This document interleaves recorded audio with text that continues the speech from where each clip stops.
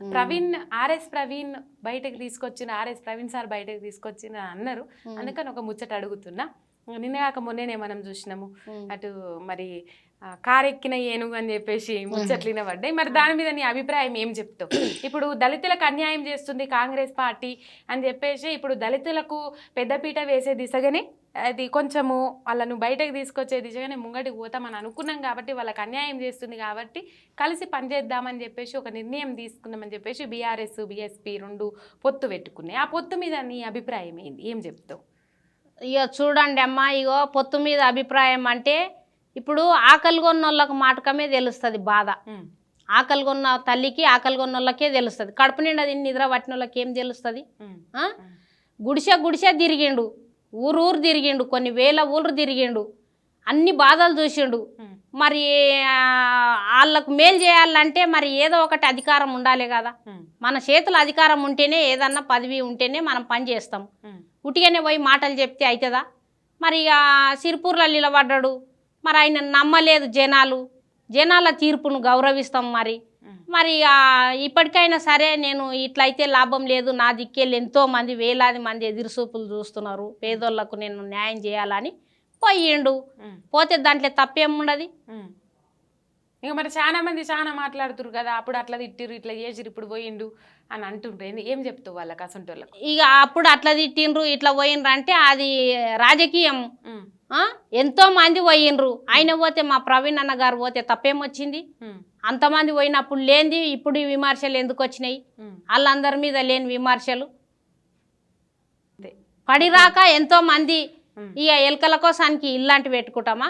ఇప్పుడు మరి పేదోళ్ళకు న్యాయం చేయాలంటే, పేదోళ్ళు బాగుపడాలంటే ఏదో ఒక మార్గాన్ని ఎంచుకున్నాడేమో చూద్దాము. ఇప్పుడు కూడా ఎట్లా చేస్తాడు మరి చూసినాక మాట్లాడాలి. పోతూనే ఉండరు, పనికిరాని ఊళ్ళరాళ్ళు ఉండేటోళ్ళు కూడా జెండా ఎత్తనోళ్ళు, మన పార్టీకి కష్టపడనోళ్ళు విమర్శిస్తున్నారు మా ప్రవీణ్ అన్న గారిని. అట్లా విమర్శిస్తే మేము ఊకోము.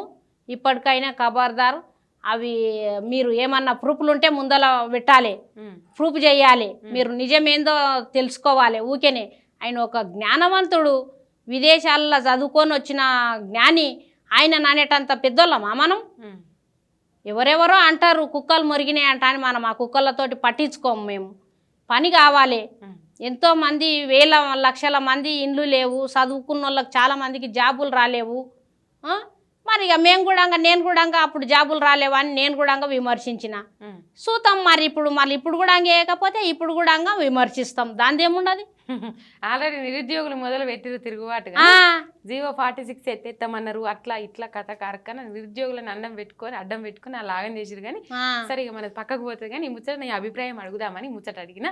సరే అక్క, ఇంత దూరం అడిగినందుకు వచ్చినావు, చాలా మంచి పాటలు పాడినావు, మంచిగున్నాయి పాటలు, ఇట్లనే కొనసాగించు, నీ కొడుకు సపోర్ట్ ఇంకా బాగా తీసుకో, ఎట్లా మాట్లాడాలి బిడ్డ, ఇంకేం పాటలు పాడాలని అడుగు, సరేనా? పాటలు పాడినా కొద్ది వింటారు కదా వాళ్ళు. అయితే మా ప్రవీణ్ అన్న గారు పొత్తు పెట్టుకున్నందుకు ఎంతో మంది విమర్శిస్తున్నారు, రకరకాల విమర్శిస్తున్నారు ఆయన మీద. ఏ రోజు కూడా నీలి జెండా ఎత్తనోళ్ళు, మరి మా పార్టీలో రానోళ్ళు కూడా కూర్చొని ఎంతో మంది నరుకుతున్నారు. మొన్న ఈ కొండ సురేఖ మేడం కూడా మా ప్రవీణ్ అన్నను గుండా అన్నదంట.